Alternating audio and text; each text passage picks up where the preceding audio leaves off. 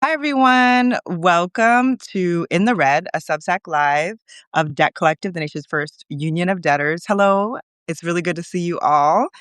Today is a really special day because we're going to be speaking about feminism and debt, a feminist analysis of debt.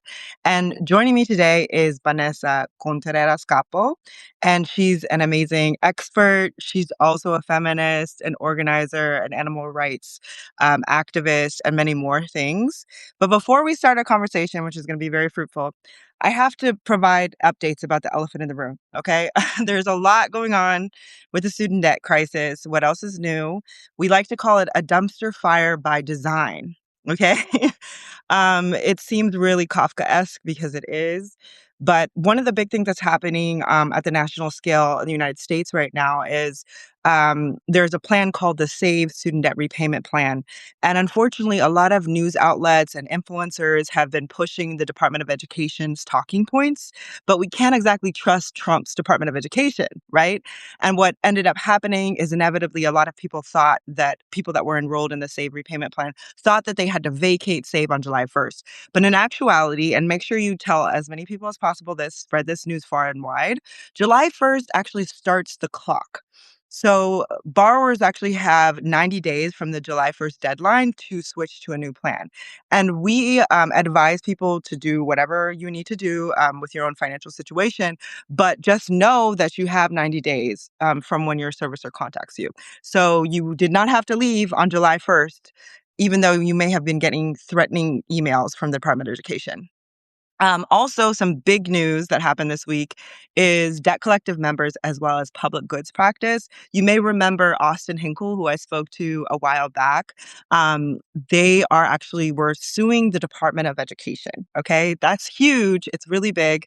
And if you want to learn more about what's going on, go to debtcollective.org/events. Please keep in mind that we cannot wait on politicians to change what's happening right now. We can't wait on politicians to make our lives better. We have to organize. And actually, a lot of establishment Democrats are kind of pivoting away from this issue. And we can't let that happen because people are having to choose between paying their rent and paying their student debt payment, putting food on the table or paying their student debt payment. And that's not okay. And we need to organize. So please join us at debtcollective.org/events. We've got a bunch of other things going on, but I won't bore you with all of that because today is a very special day because I've been wanting to talk about this topic for a very long time. And we have Vanesa with us today. So without further ado, let's just talk a little bit about, I just talked about student debt. And I think I always reiterate to people that student debt in particular is class war against all working class Americans, but particularly it affects women and children in the United States and in other parts of the world. So before we dive into that, I want to talk about what your working definition of feminism is, because there's a lot of misinformation about what feminism means. So do you mind sharing how you define feminism? Well, I have defining feminism for a long time because when I thought I was a feminist, in high school and then, the first years of college, I thought it was about, women's rights. Women's rights, that's it.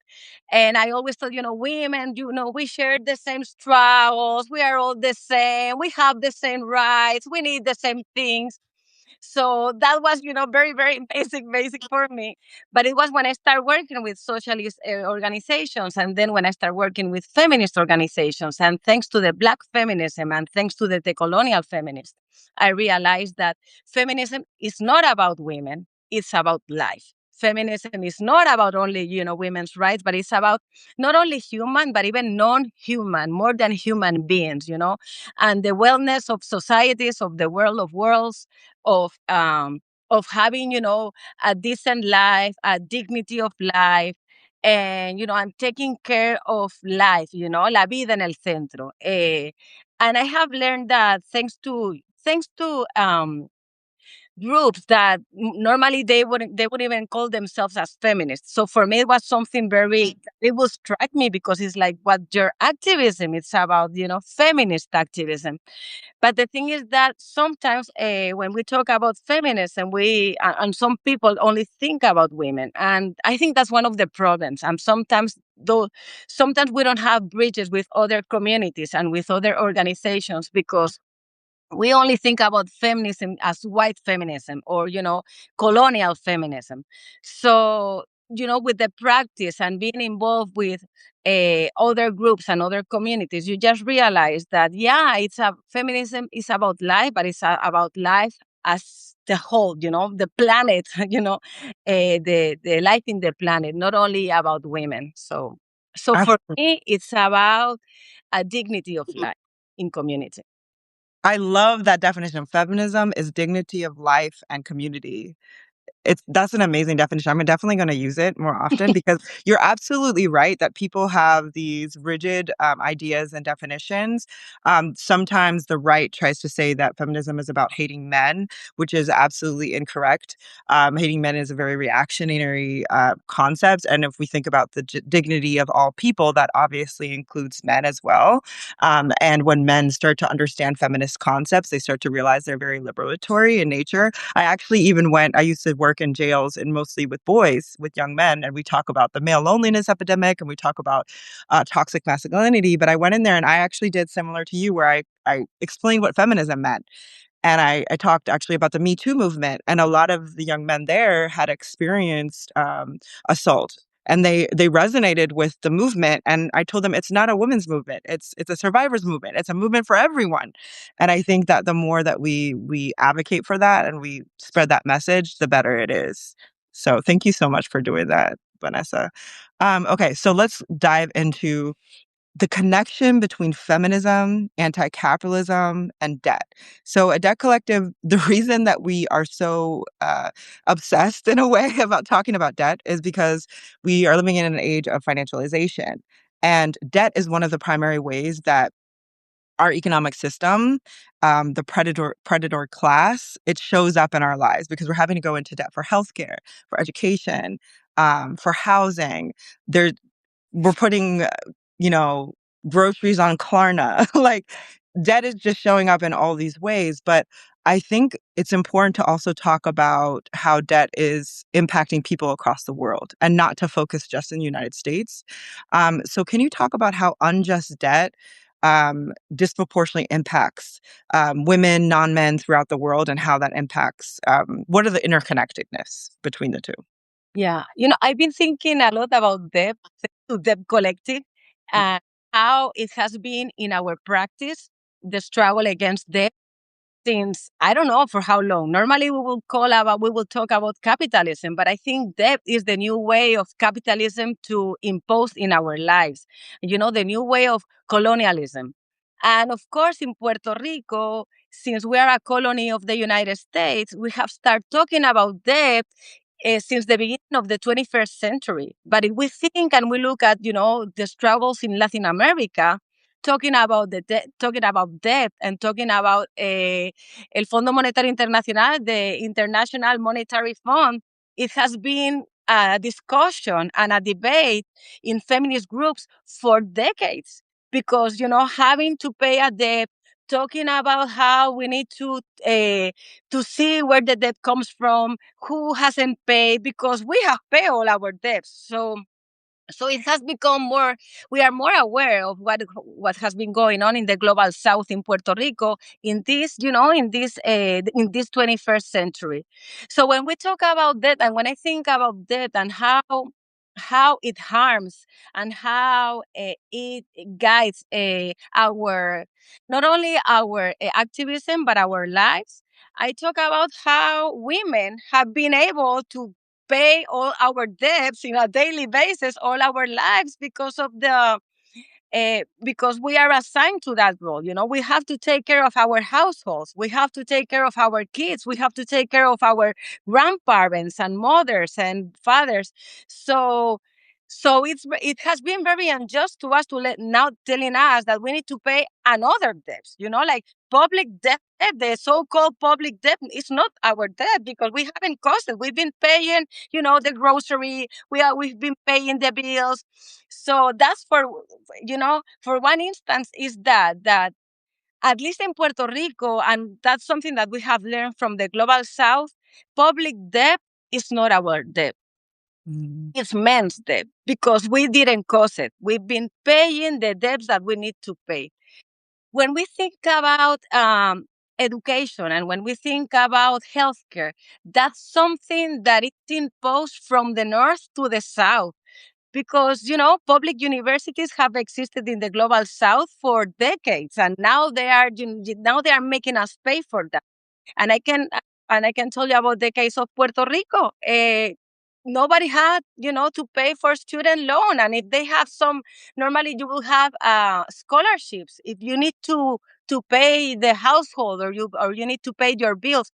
But the education you will pay till 2005. The credit hour was $30, so nobody will have a student loan because you will get some scholarship and that will give you the money to pay for your classes and also to pay for an apartment to rent and being able to just study in order to fulfill your career.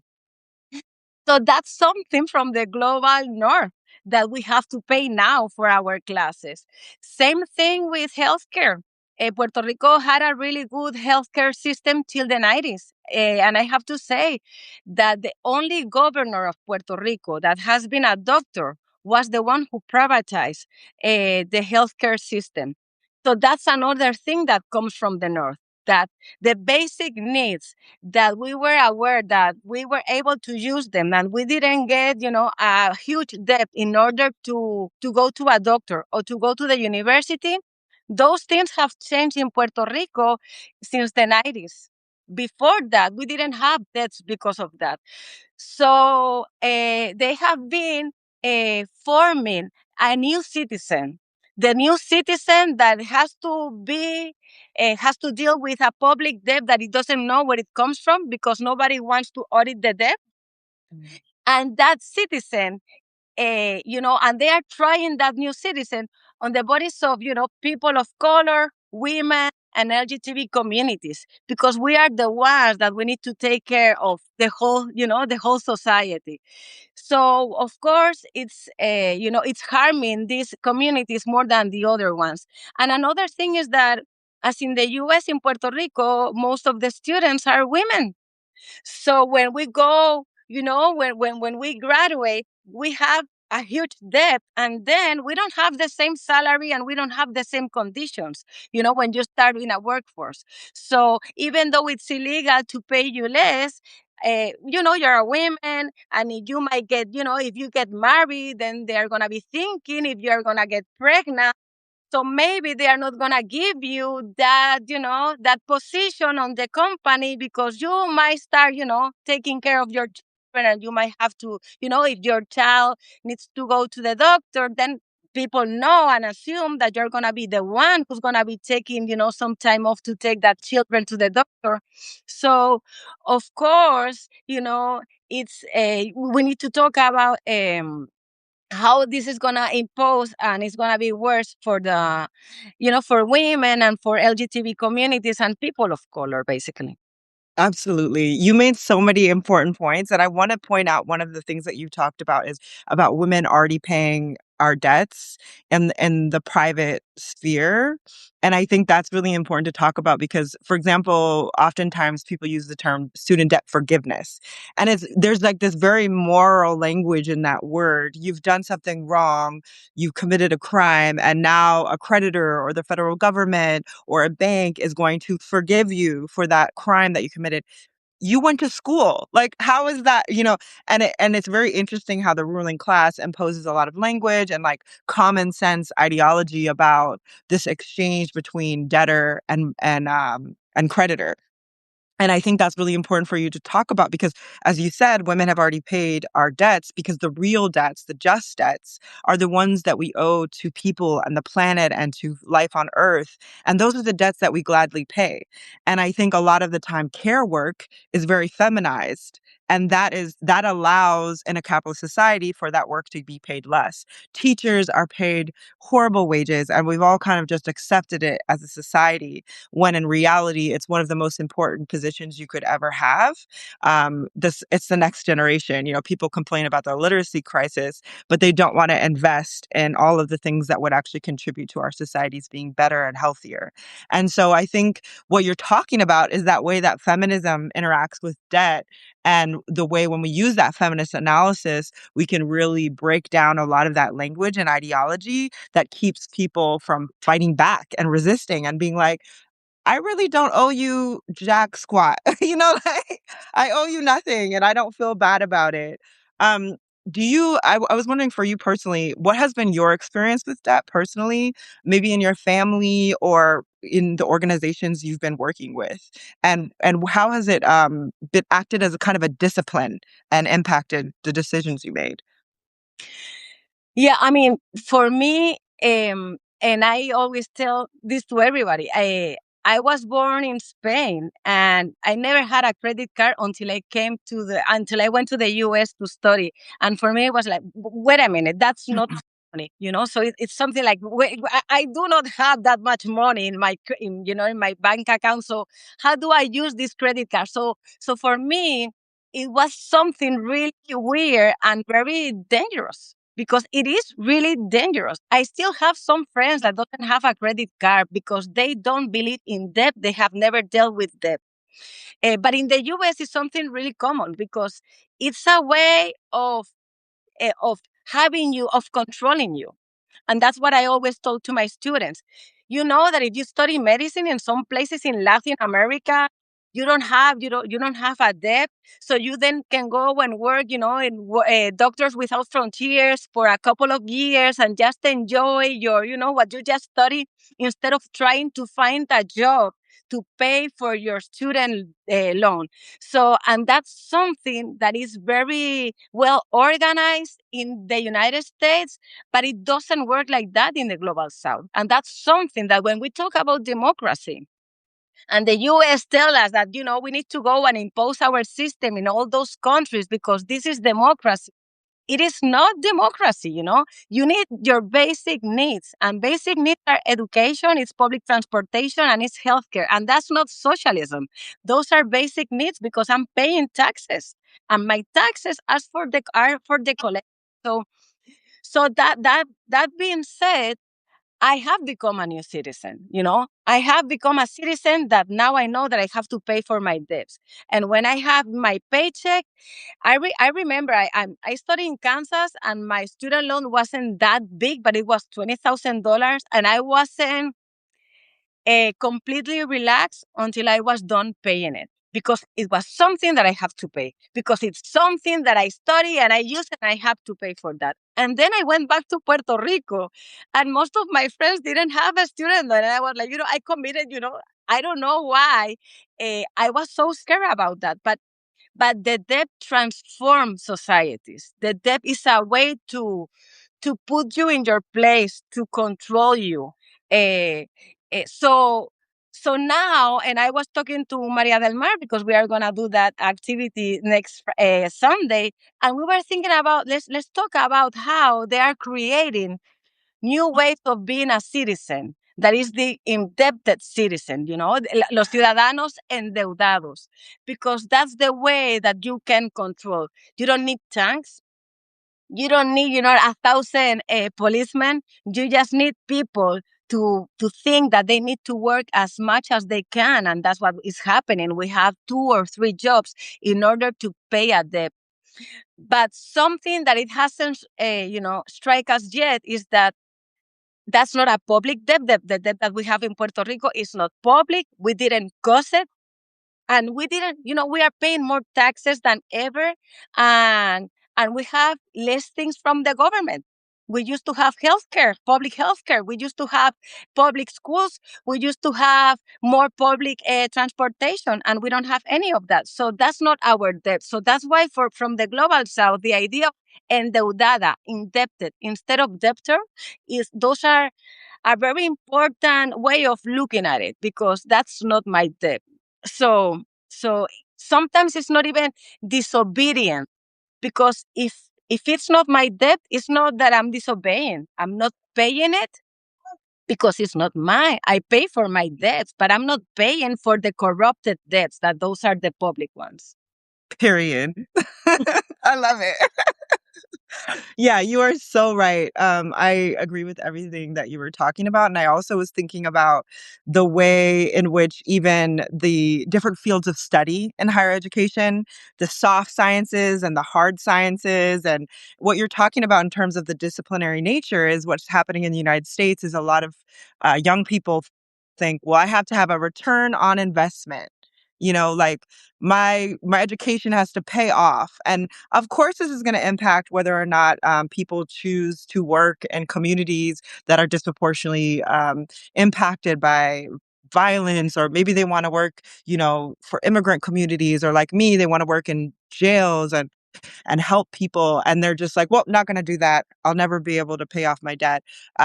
And the thing is, the right understands very deeply that debt is a discipline.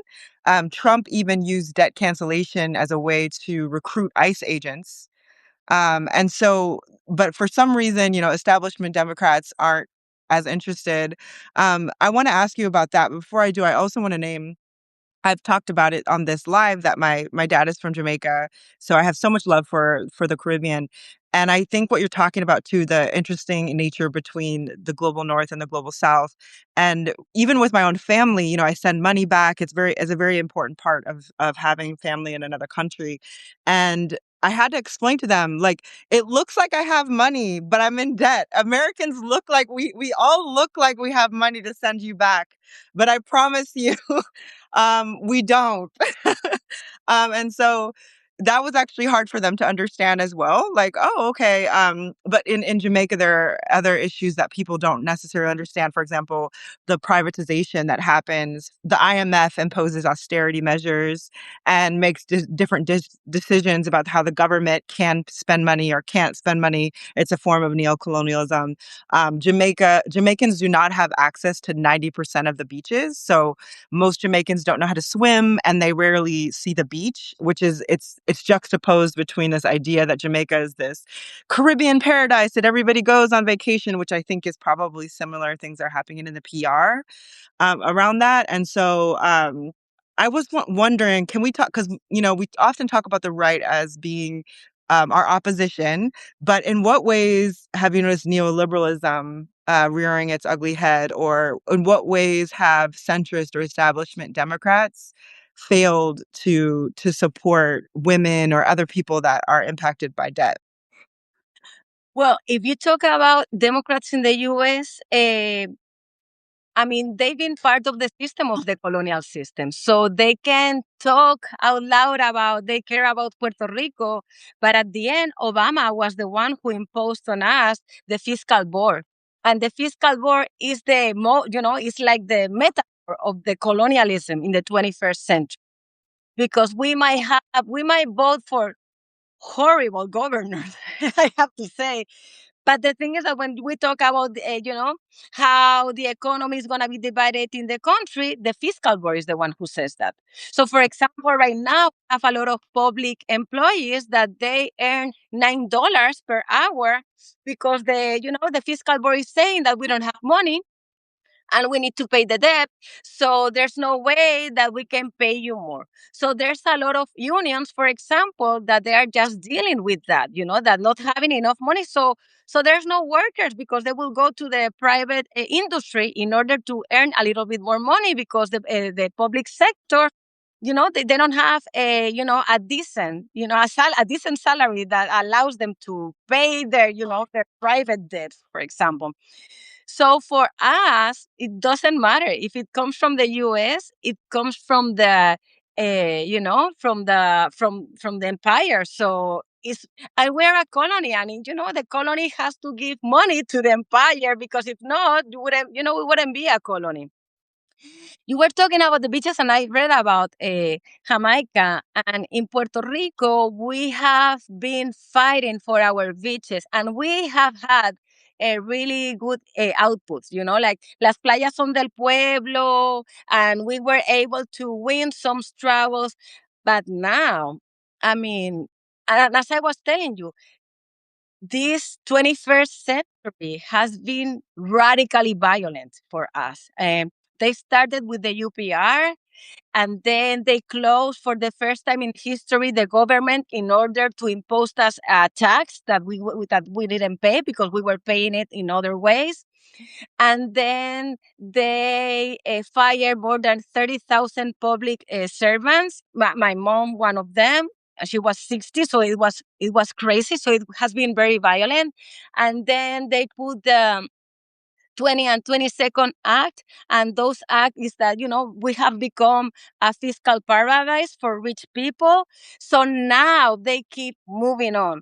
And now they want to do a project that it will be like, those Jamaican beaches, like Sandals, I think is All what is inclusive. Yeah. those all inclusive. So they want to do all of that. So it's getting really hard. We are still fighting. We will fight till the end. But in 26 years, they are still in our country. And it goes fast. I mean, it's getting really fast. And I remember in 2019, when we were able to kick out the governor because of a chat. And in that chat, he said, like, I'm dreaming of a Puerto Rico without Puerto Ricans. And that's what is happening. I mean, there are more Puerto Ricans living outside Puerto Rico than the ones that we are living here in Puerto Rico. So staying here has become a way of resistance, but it's getting really hard. And for example, I was telling, because I think talking about how privately, talking about my own experience, that I'm a privilege. I was able to go to college. I had good work, good jobs, and I sell my grandparents' house in San Juan. I couldn't find a decent house in San Juan, so I moved to another town really close to San Juan, and I really love Bayamon. But people are moving away from San Juan because San Juan is colonized, completely colonized, because of Act 20 and 22. So we don't care if we have Democrats or we have Republicans. At the end, we are a colony. The good thing of being in Puerto Rico is that we get, it's terrible because we are seeing what had happened in the global south and what is going on in the global north, but we are also able to connect those struggles. And, in 2017, it was a year very important. I mean, it was the year of Maria, but before the Hurricane Maria, and even though we have the fiscal board, the feminist movement had like this huge weight. And it was thanks to what you were doing in the US, the feminist movements in the US, and also thanks to the feminist movements in the global south, in Latin America, Argentina, the Ni Una Menos movement. So we're in this, in the middle of, because we are a colony, but we've been able to handle the situation and trying to get the connections that we needed, because this is the only world that I want to live in. This is the only planet. And we are here and we have to fight for everything. But it has been really hard, and they have been very violent in Puerto Rico. And the US has been very violent, in our own government with us. Absolutely. And we are like, I'm living in the United States. It is the belly of the beast. And I don't think people always understand that. And we need to have solidarity with migrants, with people just all over the world. I feel so blessed to have family in another country and to experience and understand like what the process of trying to move across borders is like and how violent it actually is. Even being here, I'm actually on the Upper East Side, and I see, Jamaican and Latin American women pushing around white children because a lot of them are nannies. And what happens is their own children sometimes are back in Puerto Rico or Jamaica or somewhere else in the world, and they're taking care of other people's children. And so there's so many ways that workers are impacted when we talk about crossing borders. And I see the immigration process, it's so bureaucratic, it's so extremely militaristic and violent. People that are undocumented go through so many hoops. I wouldn't say it's the same as the student debt crisis because it's way worse, but I would say there are very important points of solidarity that we can have and that we can show up for each other, because also women are disproportionately impacted by that issue as well. As the climate continues to worsen, women and their families are going to need to cross borders, are going to need to go to a better life. They'll do whatever they can to do that. As there's more warfare, women are disproportionately impacted by that as well. And we're going to be the ones that pick up the pieces after warfare and after catastrophe. So, it's just so important, the things that you're talking about. And I just feel so blessed to be having this conversation with you. So I'm excited to meet you in real life. So the last question to close out this amazing conversation is I wanted to talk more about that solidarity work. And so what are some struggles that you're most excited about? And how can people get involved with what you're working on? Well, first of all, I'm very happy to have this conversation with you too, and definitely we'll meet next Sunday, so it's gonna Yeah. be cool. So first of all, I've been reading, and I think I told Jason about this, that I really like Ramon Grossfogel. He's a Puerto Rican sociologist, but he lives in the U.S. and he's very involved in the struggles in the global South. And he also talks about how there's an internal colonialism in the U.S. and European countries. Because for me, the way to look at it is learning from the global south, and that's something that I have, that I what I was telling you before, that I have learned, in my feminist activism, and knowing that there's no one world. There's no, in the UPR they used to call the Walmartization, like a Walmart, that everything looks the same all around the world. And I like to think about the Zapatistas, that it says a world of worlds. um, and we need to learn that, and we need to get in touch with that. And sometimes people in the US and European countries think like, oh, I need to go to the global south to learn about those way of life. But the thing is that you do have the global south. You know, you are part of that global south. People of color communities, immigrants communities are part of that global south. And we have learned about that global south. You know, what I was telling you, I mean, for me, the Combahee River Collective was really important in order to understand how feminism works, and how do you have to organize, and how do you need to be aware of where are you situated in order to be able to change the system.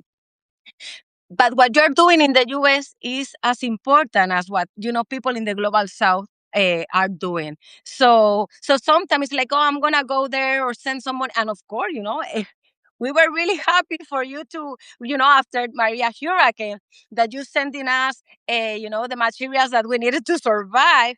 But the thing is that you're in the belly of the beast. That's really important to change from there, because you need to you need to control that government that is harming other countries. What is going on right now in Latin America with all the election process, what happened in Colombia, what happened in Peru, what people is thinking is going to happen, in Brazil. So we need a huge struggle in the United States, because if this is an international struggle, then we need to fight where we are. And look what other people are doing. But you do have that in the United States. And as I told you, I mean, for example, the feminist movement in Puerto Rico had your struggle from the US and the struggle from from Latin America. So I think start changing the idea that we need to go to other places to fight. We need to stay there, and we don't need to we really need to eradicate capitalism. And for me, that has become more aware that it's not about a social democracy. No, no, no, no. We need another system, and we need to build another system everywhere, because capitalism needs to expand. So we need to stop capitalism and build another system with the majority of the population. And I know, for example, that collective started with the Occupy Wall Street, and I think that idea was really amazing. But we need to still have the same idea of we need to occupy those places, we need to change radically, and we need to start giving access the people to the government, because we deserve that. I mean, we are paying for that, and we deserve to have a better life. So that will be my my main idea, and my suggestion is, let's fight, let's learn from the different struggles, but know that we do have the power to change things. And I've been realizing that, and how scared are, um, people with money, and since I work, in the labor movements, and how they are scared of workers because they try to stop us. No, it doesn't matter what we do. They are really looking for us and what can we do and how we can things get better, because they know that if something works, it's going to spread all around the world. So our struggle is where we are, and we need to learn what it works here and what it works in the United States, and we can share that information. But I have learned a lot about Debt Collective. And I've been reading and listening to some of your work, and it has helped us also. So this is something that it goes and comes and goes, and that's something that you really need to know, because it has been very helpful for us also. Absolutely. And, it's just so amazing to be able to talk to you. And I think that the more we learn, I mean, I feel like there's a saying, it's like more Southern, like, if you ain't learning, you ain't living. And I think that in a lot of ways, even though it's so stressful, like, I feel like I jumped through so many hoops to get an education. I had a learning disability when I was young. Now I have 6 figures of debt because I went to school, I got my MFA. And I just felt like it was just so hard every step of the way. And then I think about my ancestors and like the women in my bloodline who just were never allowed to go to school and just could never even dreamed that they could get an education, and how powerful information is. So it's almost like the process of them trying to destroy us also kind of shows us our power. So we have to remember that even when there are times and moments when it can feel so you can feel so burdened by it. And so your words are just really, really important. And I just want to thank you again for speaking with us. Before we get off, I have to shout out, we do have one event that's happening here in New York. I'm in New York right now. It's a debtors assembly. It's July 14th at 5:30 p.m. If you go to debtcollective.org/events, you can RSVP if you're in the New York area. This is going to be a moment where we can talk about debt, where we can talk about what's happening right now in the student debt space and how we can organize, because we have to organize to win. So once again, thank you so much for speaking with me today, Vanessa. And please like, comment, share all of her work. I'm going to find ways to get more of your work out there because people need to hear more from you, I believe. Maddie, it was really great talking to you today. Okay, see you soon. Bye.